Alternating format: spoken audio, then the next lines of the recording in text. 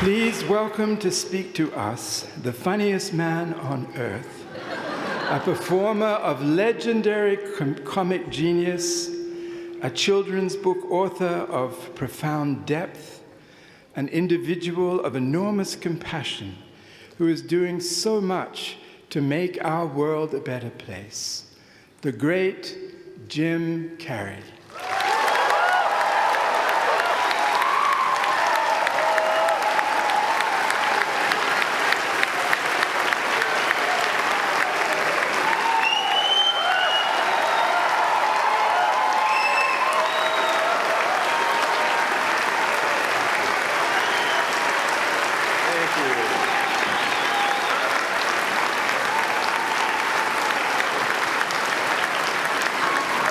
Sitting down for? I was gonna milk that for a while. You guys can stretch that out in post, right? You can make that longer in the edit.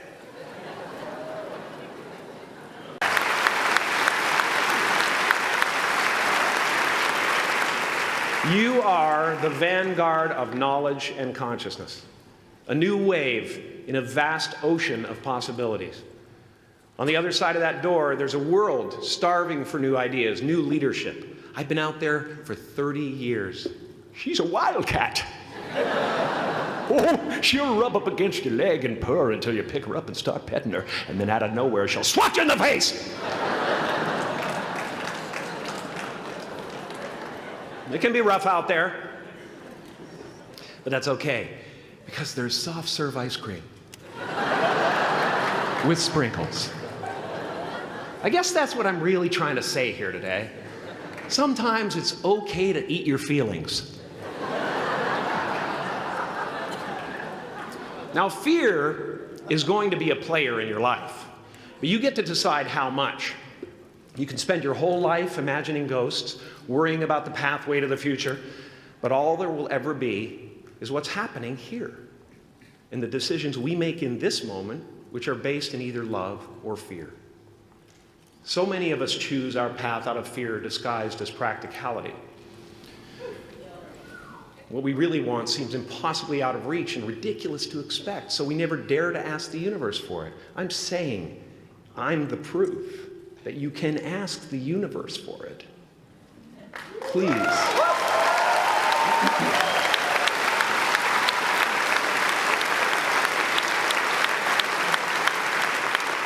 And if it doesn't happen for you right away, it's only because the universe is so busy fulfilling my order.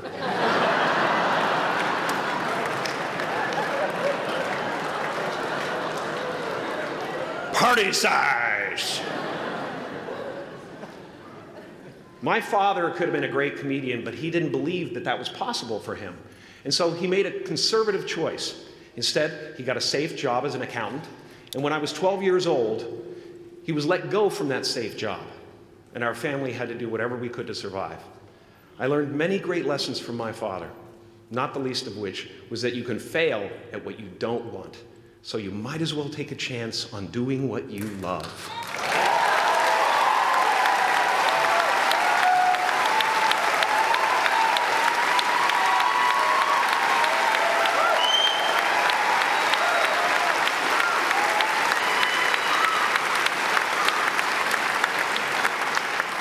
It's not the only thing he taught me, though.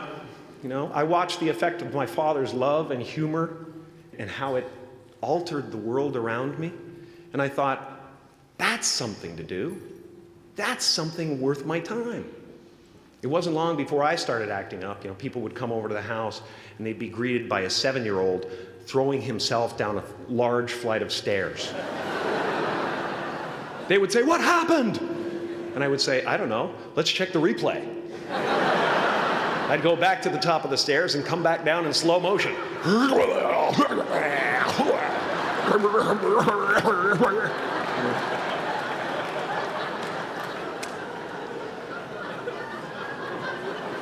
It was a very strange household. My father used to brag that I wasn't a ham, I was the whole pig. And he treated my talent as if it was his second chance. When I was about 28, after a decade as a professional comedian, I realized one night in LA that the purpose of my life had always been to free people from concern, just like my dad. And when I realized this, I dubbed my new devotion the Church of Freedom from Concern. The Church of FFC.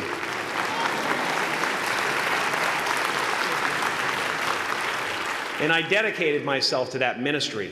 What's yours? How will you serve the world? What do they need that your talent can provide? That's all you have to figure out. As someone who's done what you're about to go and do, I can tell you from experience, the effect you have on others is the most valuable currency there is.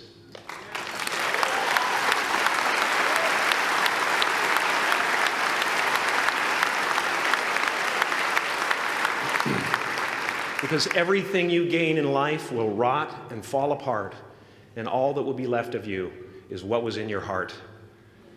My choosing to free people from concern got me to the top of a mountain. Look where I am. Look what I get to do. Everywhere I go.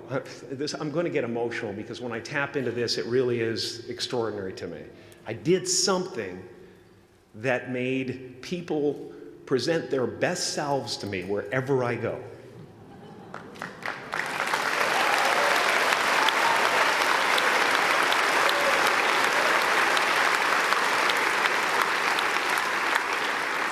I am at the top of the mountain, and I was, and the only one I hadn't freed was myself, and that's when my search for identity deepened.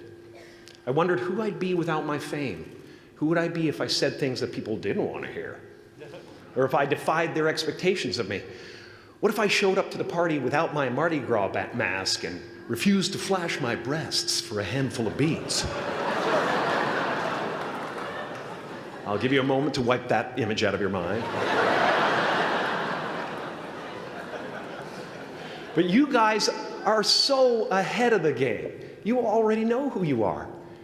And that peace that we're after lies somewhere beyond personality, beyond the perception of others, beyond invention and disguise, even beyond effort itself. You can join the game, fight the wars, play with form all you want, but to find real peace, you have to let the armor go. Your need for acceptance can make you invisible in this world.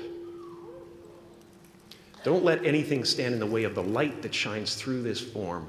Risk being seen in all of your glory.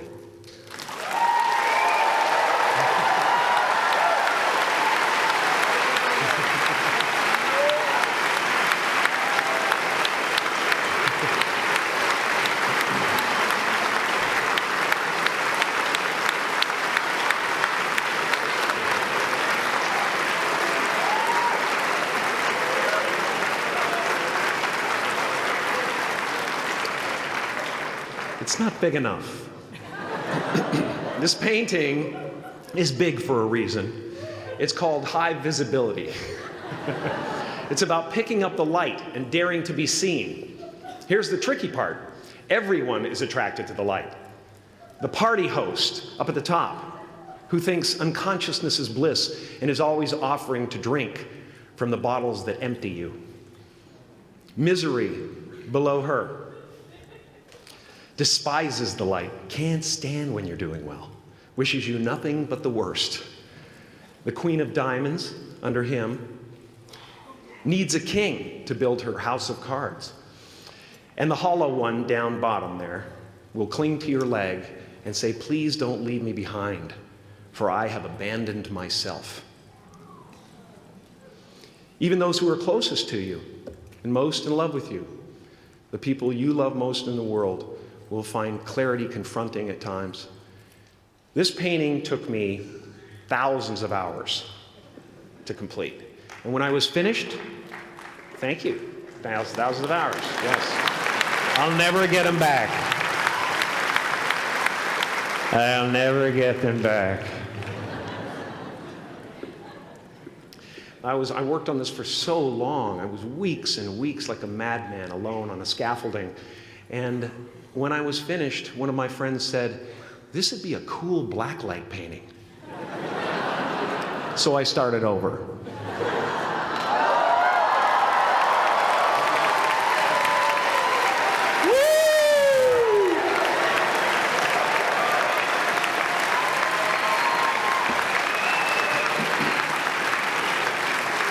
Welcome to Burning Man. Some pretty crazy characters up there, but better up there than in here. You know, painting is one of the ways, thank you. Painting is one of the ways I free myself from concern, a way to stop the world through total mental, spiritual, and physical involvement. But even with that comes a feeling of divine dissatisfaction, because ultimately, we're not the avatars we create. We're not the pictures on the film stock. We are the light that shines through. All else is just smoke and mirrors, distracting, but not truly compelling. I've often said that I wished people could realize all their dreams and wealth and fame, and so that they could see that it's not where you're going to find your sense of completion. Like many of you, I was concerned about going out into the world and doing something bigger than myself, until someone smarter than myself made me realize that there is nothing bigger than myself.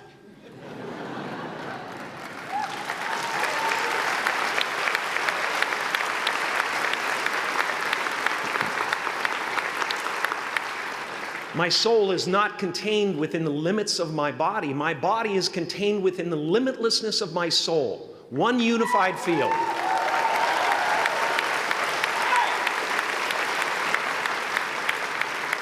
One unified field of nothing, dancing for no particular reason, except maybe to comfort and entertain itself.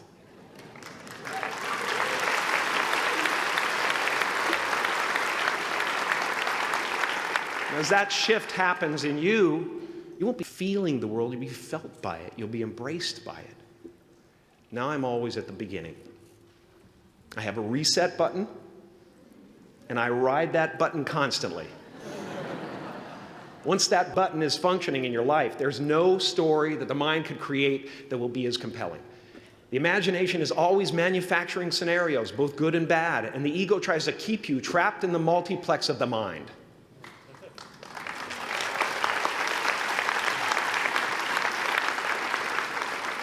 Our eyes are not viewers, they're also projectors that are running a second story over the picture that we see in front of us all the time. Fear is writing that script, and the working title is, "I'll Never Be Enough."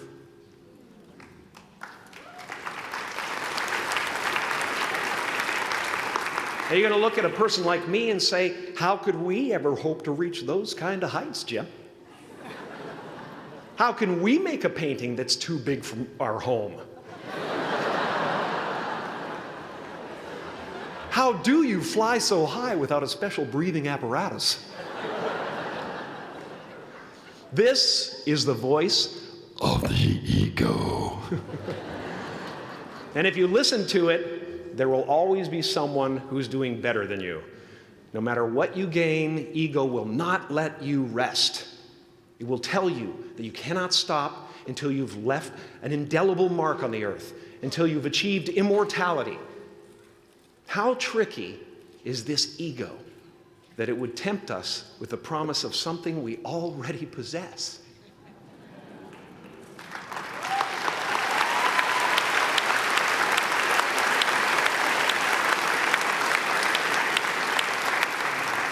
So, I just want you to relax.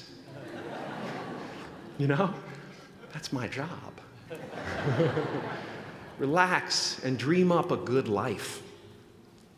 I had a substitute teacher from Ireland in the second grade that told my class during morning prayer that when she wants something, anything at all, she prays for it and promises something in return, and she always gets what she wants. Well, I'm sitting at the back of the classroom, you know, thinking, wow, my family can't afford a bike, you know. So I went home and I prayed for one. And I promised I would recite the rosary every night in exchange. Broke that promise. But 2 weeks later, I got home from school to find a brand new Mustang bike with a banana seat and Easy Rider handlebars. Yeah. From fool to cool. My family informed me that I had won the bike in a raffle that a friend of mine had entered my name in without my knowledge whatsoever. So that type of thing has been happening to me ever since. As far as I can tell, it's just about letting the universe know what you want and working toward it while letting go of how it comes to pass.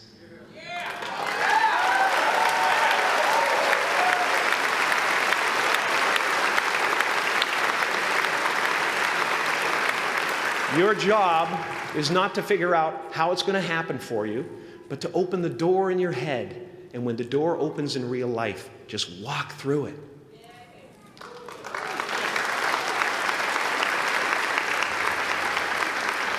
And don't worry if you miss your cue, because there's always doors opening. They keep opening.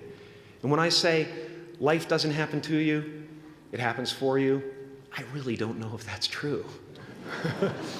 I'm just making a conscious choice to perceive challenges as something beneficial so that I can deal with them in the most productive way. You'll come up with your own style. That's part of the fun. Oh, and why not take a chance on faith as well?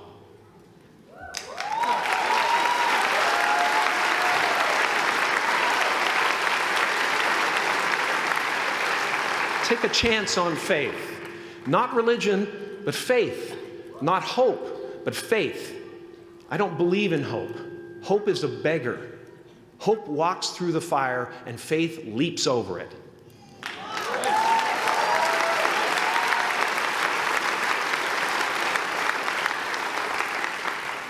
You are ready and able to do beautiful things in this world. And after you walk through those doors today, you will only ever have two choices: love or fear. Choose love, and don't ever let fear turn you against your playful heart. Thank you so much. I'm so honored. Thank you.